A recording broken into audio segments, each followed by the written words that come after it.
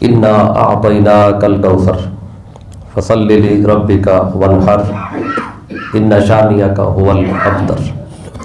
आज सूरतुल कौसर के हवाले से हमारी तीसरी नशिस्त है। तो कौसर के मुतालिक और हौज़ कौसर के मुतालिक और सूरतुल कौसर की इजाज़ी शान के मुतालिक हम तफसील से बात कर चुके हैं और आज इंशाअल्लाह हम सूरतुल कौसर में जो हौज़ कौसर से महरूम लोग हैं वो कौन हैं, तो उनके बारे में पढ़ेंगे। और मैंने आपको बताया था कि इस हौज़ से जिस बंदे को एक जाम नसीब हो गया तो 50,000 साल का जो एक दिन है क़यामत का, आका फरमाते हैं फिर उसको प्यास नहीं लगेगी। इन क़यामत के दिन की जो सख्ती है वो उस बंदे से हट जाएगी जिसको इस हौज़ से जाम नसीब हुआ। तो हर बंदे की अब ख्वाहिश होगी कि उसे हौज़ कौसर से जाम नसीब हो।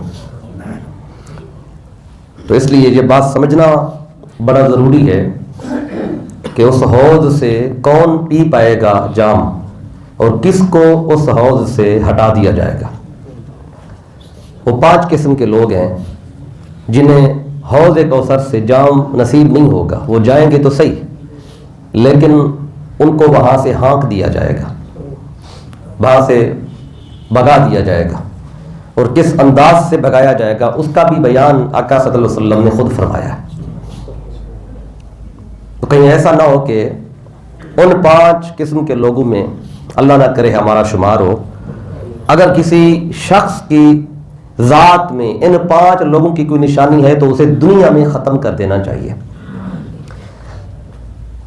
तो आइए आज हम इस अहम मज़मून को कुरान मजीद फिर आका के फरामीन की रोशनी में समझने की कोशिश करते हैं।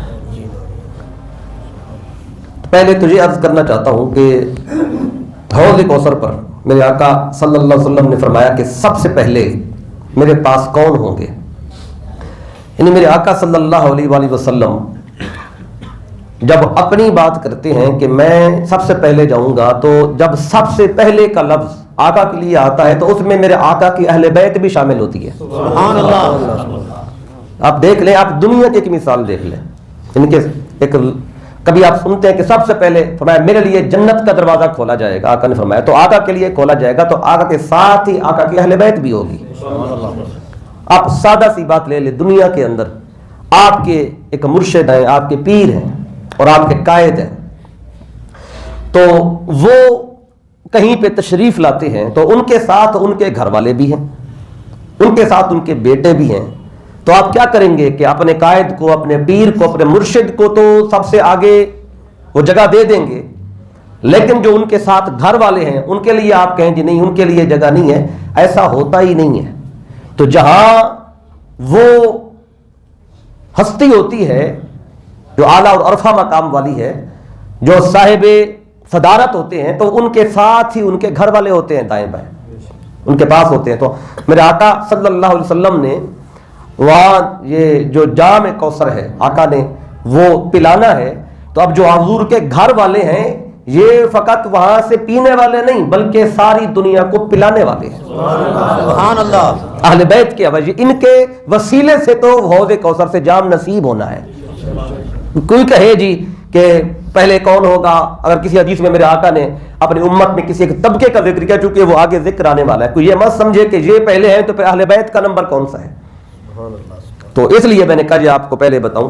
तो हदीस पाक में आका सल्लल्लाहु अलैहि वसल्लम ने फरमाया, अभी हदीस पाक सुन्ना इब्न अबी आसिम के अंदर हदीस का नंबर है 766। पहले हदीस पाक ये कोट कर देता हूं। आका फरमाते हैं कि सबसे पहले मेरे साथ हौज़ पे कौन होंगे। फरमाया अव्वलो मन यारिदु अलैहिल हौज़ा अहलु बैती।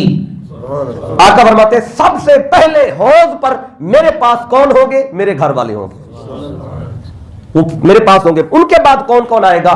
वमन अहब्बानी मिन उम्मती, मेरी अहले बैत के बाद फिर मेरे पास हौज़ पे वो आएंगे जो मेरी उम्मत में मुझसे मोहब्बत करते होंगे।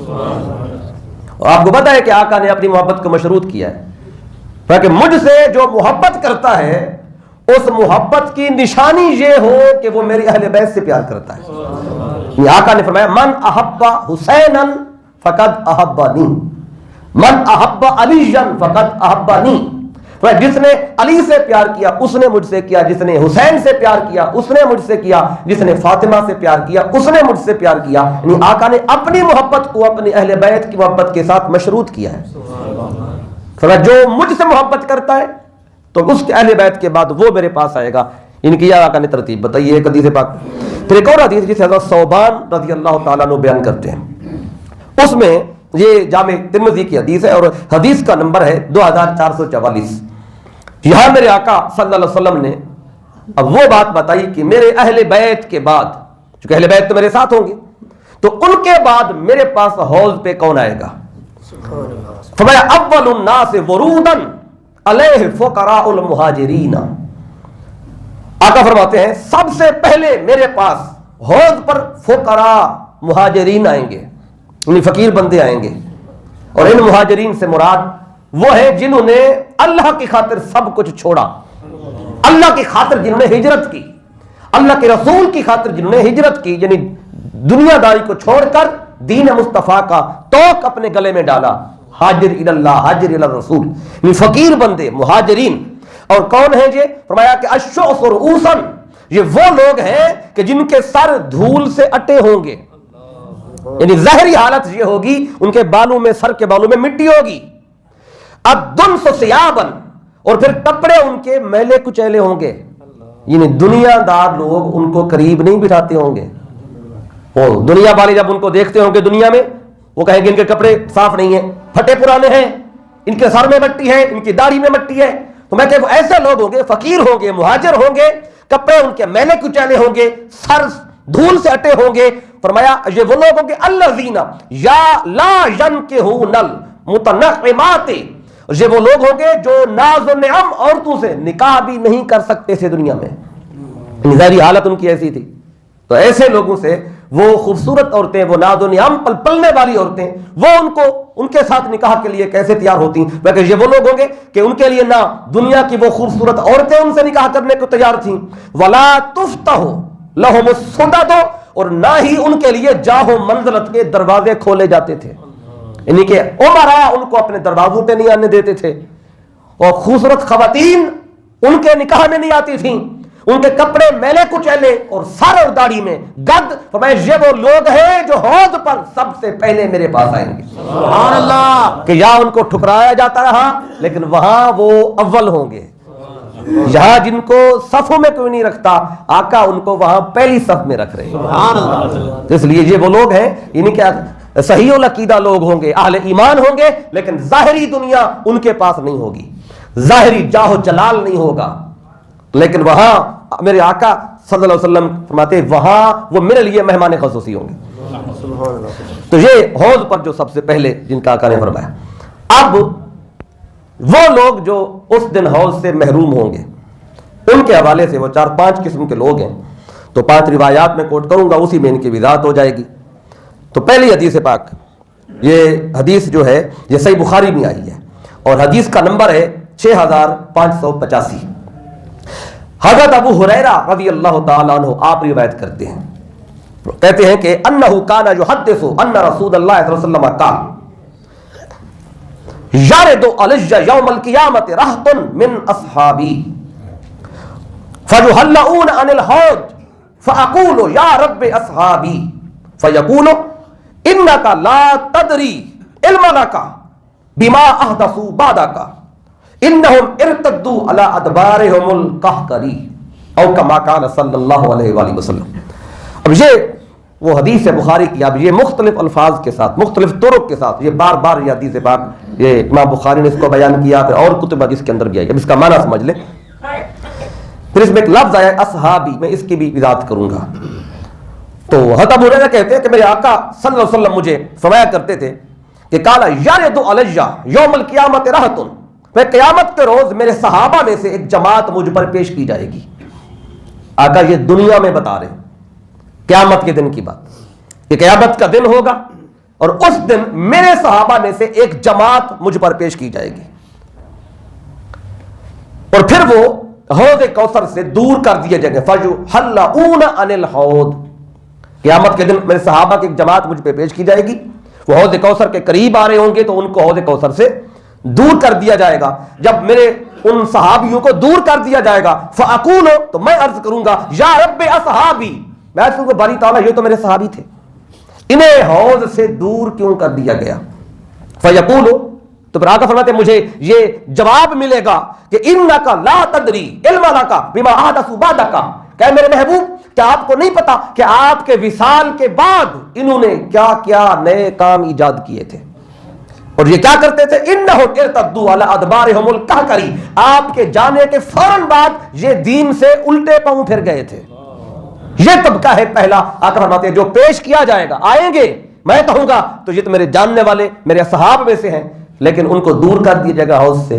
اور وجہ کیا ہوگی کہ انہوں نے میرے بعد دین کو چھوڑ دیا ہوگا, دین سے ارتداد کیا ہوگا. اب یہ جو اصحابی کا لفظ آیا ہے, بعض جو روافض ہیں انہوں نے اس لفظ کو لے کر معاذ اللہ خلفائے راشدین پر طعن و تشنیع شروع کر دی, صحابہ کرام پر طعن و تشنیع شروع کر دی کہ معاذ اللہ وہ دین سے پھر گئے تھے, معاذ اللہ انہوں نے دین سے ارتداد کیا تھا, وہ مرتد ہو گئے تھے معاذ اللہ.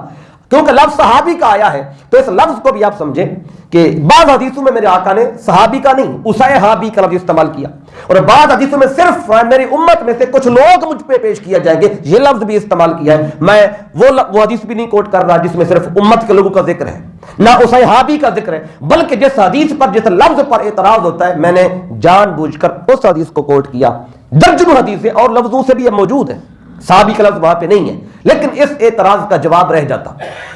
کوئی کہتے کہ نہیں یہ صحابی کا لفظ ہے, تو معاذ اللہ صحابہ کرام قیامت کے دن حوض کوثر پہ جب قریب آئیں گے معاذ اللہ انہیں دور کر دیا جائے گا. کیوں دور کر دیا جائے گا کہ وہ تو انہم ارتدوا علی ادبارہم القہقری, وہ تو الٹے پاؤں دین سے پھر گئے تھے. اب یہ اعتراض اٹھتا ہے. اب میں آپ کو اس کا بھی جواب کر دوں. پہلی بات تو یہ کہ جن کا یہاں پہ ذکر ہو رہا ہے وہ صحابہ میں سے ایک جماعت ہوگی, میرے اصحاب میں سے, تو سارے صاحب ایک جماعت ہے وہ مرتد ہوئی تھی, دین سے پھر گئے تھے, ارتداد کر گئے تھے. وہ کون تھے؟ وہ اصل میں منافقین تھے. بعض دفعہ ان کو بھی لفظ اصحابی سے آقا نے بیان کیا جو منافق تھے, یعنی زبان سے تو کلمہ پڑھتے تھے, نماز پڑھنے بھی آ جاتے تھے, قرآن کی تلاوت بھی کرتے تھے, جہاد پہ بھی جاتے تھے. آقا نے اپنی آنکھوں سے دیکھا یہ نماز بھی پڑھ رہے ہیں, قرآن بھی پڑھ رہے ہیں, جہاد میں بھی جا رہے ہیں. تو آقا نے فرمایا یہ تو میرے صحابی تھے. پھر آقا نے مجھے بتایا جائے گا آپ کے بعد انہوں نے دین کو چھوڑ دیا تھا. اب بات کہیں گے پھر آقا کو معاذ اللہ غیب کا علم نہیں تھا, آقا کو نہیں پتا تھا میرے بعد کیا کر جانا ہے. اب یہاں سے وہ نقطہ اخذ کریں گے. دوسرے لوگ جو روافض ہیں وہ کہیں گے معاذ اللہ صحابہ مرتد ہو گئے, اور جو روافض نہیں ہے, رافضی نہیں ہے, دوسرے لوگ ہیں وہ یہاں سے علم غیب کا مسئلہ نکالنا شروع کر دیں گے. کہیں گے اب دیکھیں بھی تم کہتے ہیں مصطفیٰ کو غیب کا علم تھا, تو یہاں تو مصطفیٰ کے بعد جنہوں نے دین چھوڑ دینا تھا آقا کو یہ بھی نہیں پتا تھا میرے بعد کیا کریں, پھر غیب کا علم کیسے ہوا. اگر کوئی کہے جی غیب کا علم نہیں ہے تو مجھے بتائیں یہ آقا نے اپنی حیات ظاہری میں بتایا ہے یا قیامت کے دن بتائیں گے؟ بتا تو اپنی زندگی میں رہے ہیں, اپنی حیات ظاہری میں بتا رہے ہیں. جب اپنی حیات ظاہری میں بتا رہے ہیں, ہونا قیامت کے دن ہے واقعہ, آقا زندگی میں بتا رہے ایسا ہوگا, یہی تو علم غیب ہے. تو آقا بتا رہے میرے بعد ایسے ہوگا, ایسے آئیں گے, میں کہوں گا یہ تو وہ تھے. کہا جائے گا نہیں, آپ کے بعد انہوں نے زکات کا انکار کر دیا تھا, کسی نے جہاد کا انکار کر دیا تھا, کسی نے نماز کا انکار کر دیا تھا, یہ دین سے الٹے پاؤں پھر گئے تھے. جب تک آپ تھے تب تک یہ تھے رہے, آپ کے جانے کے فوراً بعد یہ ارتداد دین میں چلے گئے, مرتد ہو گئے تھے. اب یہ بات تو ہے ان کے لیے. اب یہ جو لفظ صحابی ہے, میں ایک اور صحیح بخاری سے حدیث پاک کوٹ کر دیتا ہوں, جو کہ یہ بھی بخاری کی حدیث ہے. اگر کیونکہ بخاری میں لکھا ہے کہ اصحابی, میں کہوں گا فاقول یا رب اصحابی, یہ میرے صحابہ تھے, اور میں کہتا ہوں اس سے مراد وہ صحاب نہیں ہے جن کی زندگی بھی مصطفیٰ کی غلامی میں گزری, جن کی موت بھی مصطفیٰ کی غلامی میں آئی, وہ اور ہیں, اور یہ جو پھر گئے تھے یہ اور ہیں. اب لفظ صحابی جو ہے وہ بھی صحیح بخاری سے سن لیں. جی میرے آقا نے رئیس المنافقین جو عبداللہ بن ابی, اس کے بارے میں جو آقا نے فرمایا, یہ بھی صحیح بخاری ہے, اور صحیح بخاری میں یہ حدیث کا نمبر ہے 4971. اب اس میں میرے آقا صلی اللہ علیہ وسلم کے ساتھ ایک جگہ عبداللہ بن ابی بھی اور باقی صحابہ کرام بھی یہ سارے ساتھ تھے. تو جب واپس آ رہے تھے تو عبداللہ بن ابی جو رئیس المنافقین ہے، تو واپسی پہ اس نے کہا، کہتا ہے واللہ لئن رجعنا الى المدینہ، کہتے ہیں اللہ کی قسم جب ہم واپس مدینے پہنچیں گے نا، لا یخرجن الاعز منها الاذل، کہتے ہیں جو عزت والے ہیں وہ ذلیلوں کو نکال دیں گے. یعنی کہ یہ کہنے لگا عبداللہ بن ابی کہ ہم عزت والے ہیں جو مکے سے آئے تھے مدینے ہجرت کر کے، ہم ان ذلیلوں کو معاذ اللہ مدینے سے نکال دیں گے. تو جب اس نے یہ بات کہی فقال عمر بن الخطاب، عمر بن خطاب کھڑے ہو گئے، دانی یا رسول اللہ، آقا مجھے اجازت دے، اضرب عنق ھذا المنافق، آقا مجھے اجازت دے میں اس بدبخت منافق کی گردن تن سے جدا کروں. اسے جرأت کیسے ہوئی یہ بات کرنے کی؟ تو جب عمر بن خطاب رضی اللہ تعالیٰ عنہ یہ کہا نا مجھے اس منافق کی گردن اڑانے کی اجازت دیں، تو آقا فرماتے ہیں قال النبی داہو لا، آقا فرماتے ہیں اے عمر چھوڑ دے اس کو، اسے قتل نہ کر. یتحدث الناس ان محمد یقتل اصحابہ، اگر تو نے اسے قتل کر دیا تو لوگ یہ آپس میں کہتے پھریں گے کہ محمد مصطفیٰ صلی اللہ علیہ وسلم معاذ اللہ اپنے صحابہ کو قتل کرنے لگ گئے. وہ صحابی تھا جی، اصحاب ہے اس کی جمع ہے. تو یعنی یہاں جو مصطفیٰ کے قرب میں رہتے تھے چاہے زبان سے کلمہ پڑھتے تھے، ان منافقوں کو بھی آقا نے لفظ صحابی سے بیان کیا ہے. تو صحابی کہنا یہ منافقوں کے لیے بھی آیا ہے. تو وہ جنہیں حوض سے دور ہٹا دیا جائے گا یہ وہی منافق ہوں گے. تو اب میں نے کہا اس کی وضاحت کر دوں کہ یہ مت سمجھے کہ وہ جو صحابی کا لفظ آیا ہے جن روافض کا جو اعتراض ہے تو اس کا بھی ساتھ ازالہ ہو جائے. اب یہ ایک طبقہ ہے جو حوض کوثر سے محروم ہوگا، اور یہ وہ ابتدائی لوگ ہیں. اور بعض لوگ یہاں سے وہ احدثوا بعدک کا لفظ لے کر تو اس کو بدعت سے جوڑ دیتے ہیں، جو بدعتیں کرتے رہے، جو نئے کام کرتے رہے. تو یہ آقا کے وصال کے فوراً بعد کی بات ہے. تو نیا کام وہ دین میں نیا کام جو پہلے دین میں جس کی مثال ہی نہیں ہے، وہ نیا کام اگر کسی نے کیا تو پھر وہ اس زمرے میں آئے گا. اور یہاں پہ بالخصوص ان لوگوں کی بات ہے جو حضور کے وصال کے فوراً بعد مرتد ہوئے تھے، جن سے سیدنا صدیق اکبر نے جہاد کیا تھا. وہ زکوٰۃ کا انکار کرنے والے مرتد ہو گئے تھے، جن کا ہم زکوٰۃ دیتے ہی نہیں ہیں. اور عمر بن خطاب رضی اللہ تعالیٰ عنہ نے جا کے مشورہ دیا تھا، اے امیر المومنین ابوبکر صدیق رضی اللہ تعالیٰ عنہ کی جو زکوٰۃ نہیں دیتا کیا آپ اس سے جنگ کریں گے؟ پھر چھوڑ دیں، نہیں دیتے پیسے تو فرمایا اگر کوئی ایک تسمہ یا اونٹ کی ایک رسی جو مصطفیٰ کے دور میں دیتا تھا اب نہیں دے گا، فرمایا میں اس سے بھی جنگ کروں گا. یہ تو زکوٰۃ کا انکار کر دے. تو منکرین زکوٰۃ یہ یہاں پہ، اور جو ارتداد کر گئے جو جنہوں نے پھر وہ میرے آقا کے فوراً بعد پھر دعوی نبوت کیا، جن سے صدیق اکبر نے قتال کیا، جہاد کیا، جو مرتد ہو گئے، ان لوگوں کی بات ہو رہی ہے. تو ان کو حوض کوثر سے ہٹا دیا جائے گا. اب دوسرا جن کو ہٹایا جائے گا تو ایک حدیث پاک میں یہاں تو آقا فرماتے ہیں وہ آ رہے ہوں گے انہیں فرشتے ہٹا دیں گے، لیکن جو اگلی حدیث سنا رہا ہوں آپ کو تو اس میں آقا فرماتے ہیں، یہ بھی صحیح بخاری کی حدیث ہے، فرمایا کہ یہاں آقا فرماتے ہیں میں ان کو خود دور کروں گا. وہاں فرشتے دور کریں گے ان کو، یہاں کا خود دور کریں گے. اور کیسے دور کریں گے آقا نے وہ انداز بتایا. اب صحیح بخاری ہے اور حدیث کا نمبر ہے 2367. یہاں بھی حضرت ابو ہریرہ رضی اللہ تعالی آپ روایت کرتے ہیں، آقا فرماتے ہیں والذی نفسی بیدہ لأذودن رجالا عن حوضی کما تزاد الغریبۃ من الابل عن الحوض. آقا فرماتے ہیں اس ذات کی قسم جس کے قبضہ قدرت میں میری جان ہے، فرمایا لأذودن رجالا عن حوضی، میں کہ اپنے حوض سے قیامت کے دن کچھ لوگوں کو میں اس طرح ہانکوں گا کما تزاد الغریبۃ من الابل عن الحوض، جیسے اجنبی اونٹ حوض سے ہانک دیے جاتے ہیں. یعنی ایک بندہ اپنے اونٹوں کو پانی پلا رہا ہے، اچانک کسی اور کے اونٹ اجنبی اونٹ آ گئے، جیسے ان کو بندہ پانی نہیں پلانے دیتا تو اسی طرح کا مطلب میں ان کو ایسے بھگاؤں گا جیسے اجنبی اونٹوں کو حوض سے بھگایا جاتا ہے. تو آقا یہاں پہ خود ان کو دور کریں گے. تو یہاں پہ انداز تھا جن کو آقا نے ہٹانا ہے. طبقہ ایک اور آگے آ رہا ہے جنہیں حوض کوثر سے محروم کیا جائے گا. اب یہ دوسرا طبقہ کون ہے؟ تو حدیث پاک سنیں، اور یہ موجم الاوسط میں حدیث کا نمبر ہے 2405. امام حسن مجتبی علیہ السلام آپ بیان کرتے ہیں، آپ فرماتے ہیں کہ جو بندہ ہم سے بغض یعنی دشمنی رکھتا ہے تو اس کے بارے میں آقا صلی اللہ علیہ وسلم نے فرمایا لا یبغضنا ولا یحسدنا احد الا زید عن الحوض یوم القیامت بسیات من نار. اب یہاں پہ حوض سے دور کرنے کا انداز اور ہے. وہاں پہ آقا نے کیا فرمایا؟ فرشتے روکیں گے. دوسرے دن میں فرمایا کہ میں خود ان کو دور کر دوں گا. اب یہاں پر ان لوگوں کا انداز حوض سے ہٹانے کا اور ہوگا. یہ کون ہوں گے؟ اب ان کا ذکر آقا فرماتے ہیں لا یبغضنا ولا یاسدنا احد، کوئی بندہ بھی ہم اہل بیت سے بغض نہ رکھے، کوئی بندہ بھی ہم سے حسد نہ رکھے. وہ جو اہل بیت سے ہم سے بغض رکھے گا، حسد رکھے گا، ہم سے دشمنی رکھے گا تو ہوگا کیا؟ الا زید عن الحوض یوم القیامت بسیاط من نار. جو بندہ ایسا ہوگا اسے قیامت کے دن حوض کوثر سے آگ کے چابکوں کے ذریعے دور کر دیا جائے گا.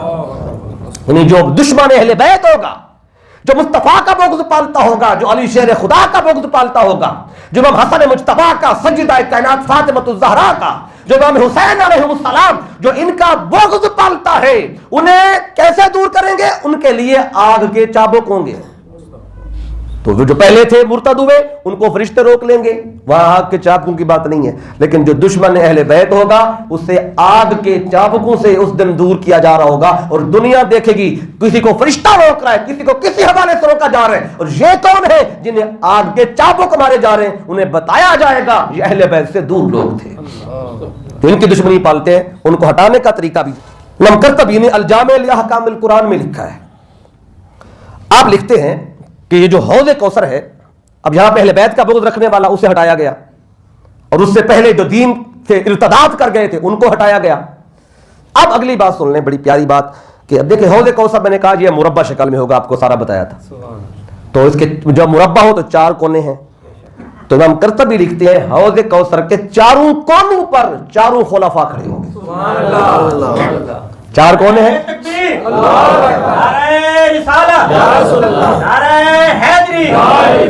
ایک کونے پہ صدیق اکبر کھڑے ہوں گے، ایک کونے پہ عمر بن خطاب کھڑے ہوں گے، ایک کونے پہ عثمان غنی کھڑے ہوں گے، اور ایک کونے پہ مولا علی کھڑے ہوں گے. اور جو بندہ بھی ان 4 میں سے کسی ایک سے بھی بغض رکھتا ہوگا، یہ 4 اسے حوض کوثر سے دور کر دیں گے. تو جو اہل بیت کا بغض پالے وہ بھی حوض سے محروم ہوگا، اور جو خلفائے راشدین کا بغض پالے تو وہ بھی حوض سے دور رہے گا. تو جو چاہتا ہے اسے حوض کوثر سے جام نصیب ہو، محبت اہل بیت بھی ہو اور محبت خلفاء بھی ہو. یعنی اگر محبت اہل بیت کے نعرے تو لگا لیے، لیکن خلفاء میں ان 4 میں سے کسی نے 3 سے پیار کیا، چوتھے سے نہیں کیا. لیکن 3 خلفاء کے جھنڈے تو اٹھائے. مولا علی کی بات آئی تو ان کے منہ پہ 12 بج گئے. جس نے مولا علی کا بغض پالا، اب یہ تو جو پہلی روایت جس میں فرمایا لا یبغضنا ولا یاسدنا، جو ہم سے بغض رکھتا ہے، جو ہم سے حسد کرتا ہے، مولا علی تو ادھر بھی ہیں، مولا علی ادھر بھی ہیں. یہ مولا علی کا اہل بیت میں بھی اور خلفاء میں بھی.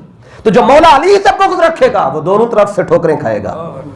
تو اس لیے فرمایا جو خلفاء کا پیار بھی رکھتا ہو، جو اہل بیت کا پیار بھی رکھتا ہو، حوض کوثر کا جام اسے نصیب ہوگا. اور بغض جو ہے یہ اندر کی شے ہے، تو یہ چہرے سے نظر آ جاتا ہے، یعنی اندر کا حال چہرہ بتا دیتا ہے. تو اس لیے اگر کوئی دنیا میں چھپائے پھرتا ہو، قیامت کے دن تو پھر اگر وہ زبان سے نہ بھی بولیں تو زبان پہ مہر ہوگی، اعضاء بولیں گے. یہ دل گواہی دے گا، دل بولے گا، ہاتھ بولیں گے، آنکھیں بولیں گی، کان بولیں گے، یہ جواب دیں گے آگے سے یہ اندر اس کے کیا ہے اعضاء. تو اب یہ میں نے آپ کو 3 طرح کے یہ طبقے گنوائے، تو جنہیں حوض کوثر سے محروم کیا جائے گا. اب چوتھا طبقہ، چوتھے لوگ، اب یہ خلفاء کی بات بھی ہو گئی، اہل بیت کی، میرے آقا کی اور ارتداد دین کی. اب جو بات ہے یہ آج کے دور کی آ رہی ہے، اوورال جو ہمارے معاشرتی معاملات ہیں اس حوالے سے بھی یہ بڑی خاص حدیث پاک ہے. اور یہ جو حدیث ہے یہ جامع ترمذی میں آئی ہے، اور حدیث کا نمبر ہے 614، اور حدیث کے راوی ہیں حضرت کعب بن عجرہ رضی اللہ تعالیٰ عنہ. یہ بیان کرتے ہیں، اس میں میرے آقا صلی اللہ علیہ وسلم نے فرمایا کہ جو بندہ، جو امراء ہیں، امراء یعنی حکمران، جو بندہ ان کے جھوٹ کی تصدیق کرے اور ان کے ظلم میں ان حکمرانوں کا معاون بنے، وہ بندہ بھی قیامت کے دن حوض سے دور ہٹا دیا جائے گا.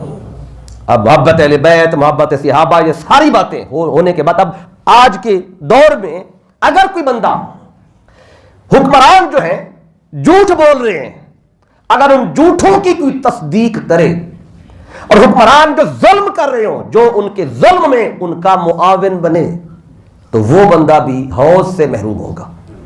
اب یہاں تو ان کے چمچے بن جائیں، یہاں تو ان کی گاڑیوں کے آگے پیچھے اپنی گاڑیاں لگائیں, یہاں تو ان کے نعرے بھی لگائیں, اور پتا بھی ہے کہ جھوٹے ہیں, پتا بھی ہے کہ ان کی کوئی بات سچی نہیں ہے. جب جھوٹ بولنے 2 سال بعد کہتے ہیں وہ تو ہمارا سیاسی بیان تھا, اسے جھوٹ ہی نہیں کہتے. اور باقی کو لوگ کیا کرتے ہیں, ارد گرد والے, تو انہی کو سپورٹ کرنا, پھر اگلے سال انہی کو ووٹ دینا.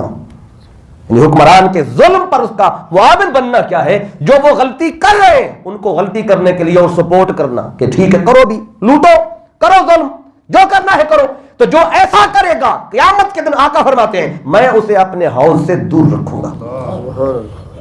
یا تو اس کو بڑا کچھ مل جائے گا اور اس کی سفارش کرا کے اچھی نوکری بھی اس کے بیٹے کو مل جائے گی, لیکن قیامت کے دن وہاں پھر نہ کسی کی مصطفیٰ کے علاوہ اور مصطفیٰ کے صحابہ اور غلاموں کے علاوہ وہاں پہ نہ کسی کی سفارش چلنی ہے, نہ کسی کی بات چلنی ہے. تو اس وہاں پہ اگر چاہتے ہیں کہ وہاں پیاس سے بچ جائیں, قیامت کے روز اس شرمندگی سے بچ جائیں کہ فرشتے ٹابک سے ہانک رہے ہو, دور ہٹایا جا رہا ہو, تو اس سے بچنا ہے تو پھر آج ہی اپنی زندگی کو بدلنا پڑے گا. اب یہ حدیث کا مضمون ہے جو میں نے آپ کو بتایا, آپ اس کے لفظ سنیں. حضرت کعب بن اجرا رضی اللہ تعالیٰ عنہ بیان کرتے ہیں کہ مجھے آقا نے فرمایا اعیذک باللہ یا کعب بن اجرا من امراء یکونون من بعدی. آقا فرماتے ہیں اے کعب بن اجرا میں تمہیں اللہ کی پناہ میں دیتا ہوں ایسے امراء اور حکام سے جو میرے بعد ہوں گے. وہ کیسے ہوں گے؟ فرمایا فمن غشی ابوابہم فصدقہم فی کذبہم واعانہم علی ظلمہم. آقا فرماتے ہیں یہ کون ہوں گے حکمران جن سے میں تجھے اللہ کی پناہ میں دیتا ہوں. فرمایا کہ جو یہ وہ حکمران ہے جو ان کے دروازے پر گیا اور ان کے جھوٹ کی تصدیق کی اور ان کے ظلم میں ان کا تعاون کیا. فرمایا میں تجھے ایسے حکمرانوں سے اللہ کی پناہ میں دیتا ہوں. آقا نے اپنے صحابی سے فرمایا.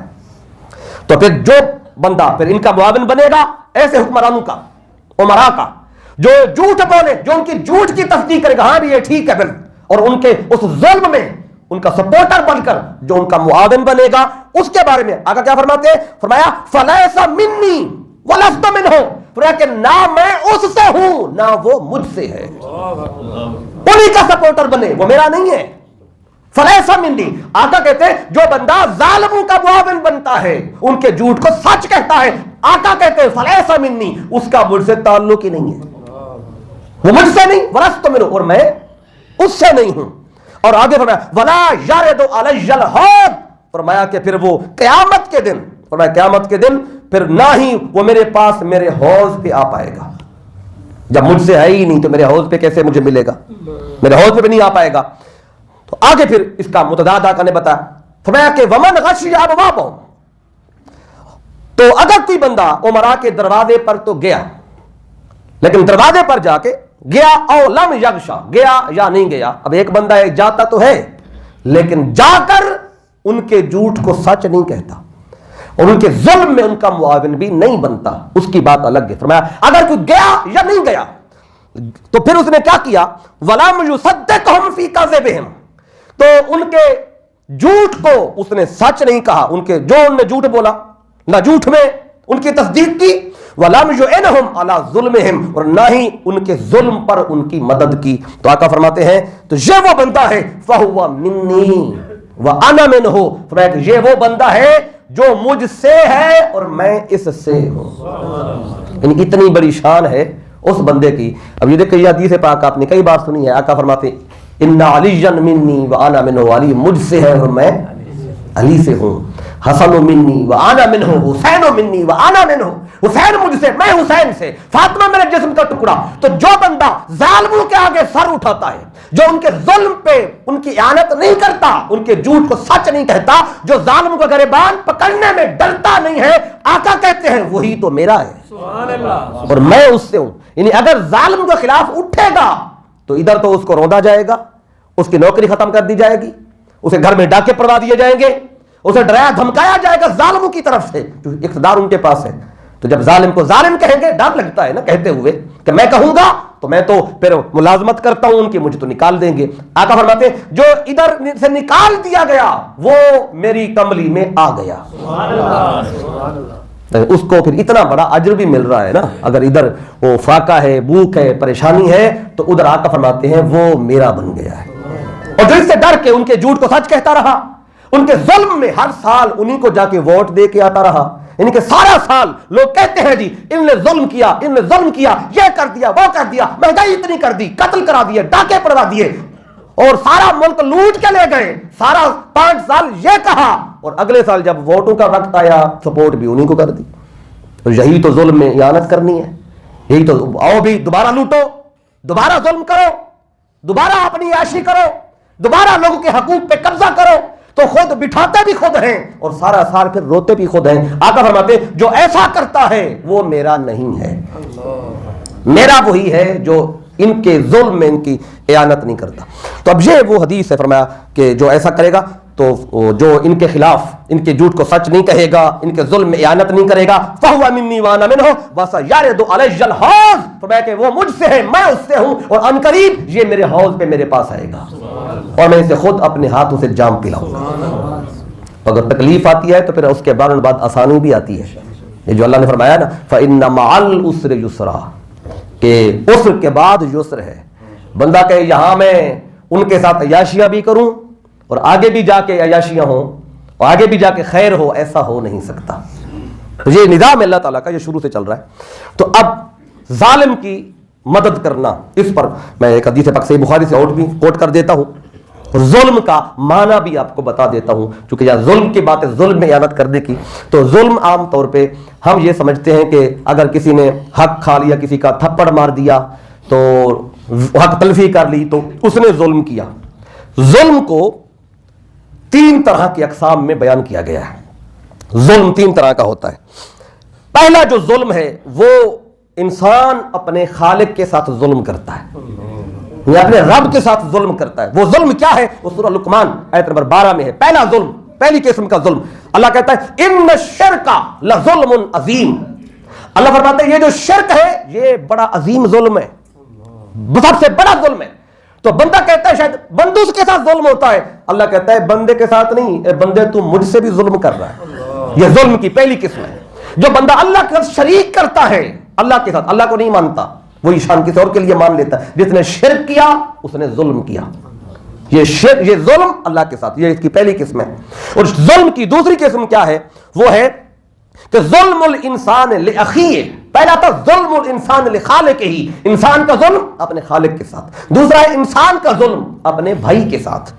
بھائی کا حق کھا گیا, بھائی کے ساتھ تعاون نہیں کیا, نا انصافی کی اس کے ساتھ, تو یہ ہے انسان کا اپنے بھائی کے ساتھ ظلم کرنا. تو آقا فرماتے ہیں المسلم واخو المسلم, مسلمان مسلمان کا بھائی ہے, لا یظلمہ, نہ یہ اپنے مسلمان بھائی پہ ظلم کرتا ہے, ولا یسلمہ, نہ اسے ظالم کے حوالے کرتا ہے. خود بھی ظلم نہیں کرتا اور ظالم کے شکنجے میں اپنے بھائی کو رہنے بھی نہیں دیتا. تو یہ ظلم کی دوسری قسم ہے. جو ایسا کرتا ہے وہ بھی ظالم ہے, اور جو ان میں کسی ایک کیٹیگری میں آئے گا وہ ظالم ہے. اور ظالموں کو آقا فرما رہے ہیں تو انہیں میں دور ہٹا دوں گا. تیسرا کیا ظلم ہے, اور تیسرا ظلم ہے ظلم الانسان لنفسہ, انسان کا اپنے جان پر ظلم کرنا. ایک ہے اللہ کے ساتھ ظلم, دوسرا ہے بندے پہ ظلم, اور تیسرا ہے بندے کا اپنے اوپر ظلم. اپنے اوپر ظلم کون کرتا ہے, اپنے اوپر ظلم کیسا ہے؟ اب سنیں, قرآن مجید کی آیت ہے, سورۃ النساء, بڑی مشہور آیت ہے. اللہ فرماتا ہے وَلَوْ أَنَّهُمْ إِذْ ظَلَمُوا أَنفُسَهُمْ, جب یہ اپنی جان پہ ظلم کر بیٹھے. وَلَوْ أَنَّهُمْ إِذْ ظَلَمُوا أَنفُسَهُمْ, جب یہ اپنی جان پہ ظلم کر بیٹھے. تو اپنی جان پہ کیا ہے, گناہ کرنا, نافرمانی کرنا, اللہ کی بات کو نہ ماننا, رسول اللہ کی بات کو نہ ماننا, یہ اپنی جان پہ ظلم ہے. تو جو گناہ کر کے, نافرمانی کر کے, اور جو بندہ اپنی جان پہ ظلم کرتا ہے وہ بھی ظالم ہے. تو یہ 3 طرح کا میں نے آپ کو ظلم بتایا. اب دیکھ لیں تو بندہ جو ان تینوں اقسام میں ملوث ہے وہ ظالم کہلائے گا. ہمارے یہاں تو ظالم اسے کہتے ہیں نا جو استاد مسجد میں اگر بچوں کو زیادہ مارتا ہے, چھڑی سے مار دیتا ہے, کہتے ہیں یہ بڑا ظالم ہے. حکومت مہنگائی کر دے, یہ بڑی ظالم ہے. حکمران کسی کو اٹھوا لے, یہ ظالم ہے. ظالم صرف ایک طبقہ نہیں, جو ان تینوں میں کہیں آئے گا وہ ظالم کہلائے گا. اگر لفظ ظلم کی اگر آپ تعریف اٹھائیں, کوئی بھی آپ لغت کی کتاب اٹھا کے دیکھیں تو اس میں آپ کو یہ ملے گا کہ ظلم کسے کہتے ہیں, وعدہ شیئن فی غیر محلہ, کسی بھی شے کو وہاں رکھ دینا جو اس کے لیے مناسب جگہ نہیں تھی, تو یہ ظلم ہے. کسی بھی شے کو وہاں رکھنا جو جگہ اس کے لیے نہیں تھی تو آپ نے ظلم کیا. میں اس کی سادہ مثال دیتا ہوں. دیکھیں یہ میرے سامنے ہے قرآن پاک. اب قرآن پاک ہمیشہ اونچی جگہ پہ رکھا جاتا ہے. اگر کوئی بندہ اوپر بیٹھا ہو اور قرآن نیچے رکھا ہو تو یہ قرآن کی مناسب جگہ نہیں ہے. تو اگر کسی نے ایسا کیا تو اس بندے نے ظلم کیا. اب ایک اور مثال آپ کو دیتا ہوں. دیکھیں ٹوپی یا پگڑی اس کا مناسب مقام کیا ہے؟ سر. جو بندہ ٹوپی اور پگڑی کو سر کی بجائے پاؤں میں رکھ لے, پاؤں میں, تو یہ کیا ہو جائے گا؟ یعنی کہ مناسب جگہ جس کی ہے اگر وہ جگہ آپ نے نہیں دی اس کو تو آپ نے ظلم کیا. ایک تیسری مثال دے دیتا ہوں. جوتے کا مناسب مقام کیا ہے؟ پاؤں. اگر کوئی بندہ جوتا پاؤں کی بجائے سر پہ رکھ لے تو یہ ہوگا ظلم. اسے ظلم کہتے ہیں. جو جس کی مناسب جگہ ہے اگر وہ جگہ نہیں دیں گے تو آپ ظلم کریں گے. ایک صاحب عزت ہے معاشرے میں اور آپ نے اس کو عزت نہیں دی تو آپ نے ظلم کیا. ایک بندہ صاحب مقام ہے اور آپ نے اس کو صاحب مقام نہیں سمجھا تو آپ نے ظلم کیا. ہر صاحب عزت کا ایک مقام ہے, اس کو وہ مقام جو دیتا ہے تو اس نے ظلم نہیں کیا, جو نہیں دیتا اس بندے نے کیا کیا؟ ظلم کیا. اب یہ اپلائی کرتے جائے ہر بندے پہ. اب ایک مسند ہے, تخت حکومت ہے, ایک کرسی ہے جہاں پہ صدر بیٹھتا ہے جس نے حکمرانی کرنی ہے. اگر آپ نے ایسے بندے کو وہاں بٹھایا جو اس جگہ کے اہل نہیں تھا تو آپ نے کیا کیا؟ ظلم کیا. تو یہی تو واقعہ بتا رہے ہیں کہ اگر کسی ایسے بندے کو آپ نے وہاں بٹھایا جو اس کے اہل نہیں تھا تو بٹھایا کیسے؟ اسے سپورٹ کر کے.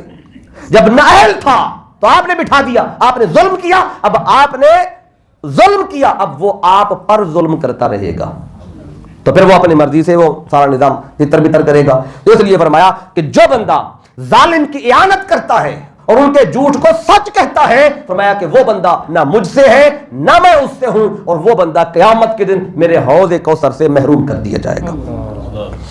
تو اب کس پر میں نے آپ کو ظلم پر کوشش کی ہے کہ یہ لفظ ظلم کا معنی کلیئر ہو جائے. اب یعنی لغت سے آپ کو بتا دیا. اب عربی لغت میں تو یہ جو ہے نا کہ کسی شے کو وہاں رکھنا جو اس کی مناسب جگہ نہیں ہے, اسے کیا کہا جاتا ہے؟ ظلم.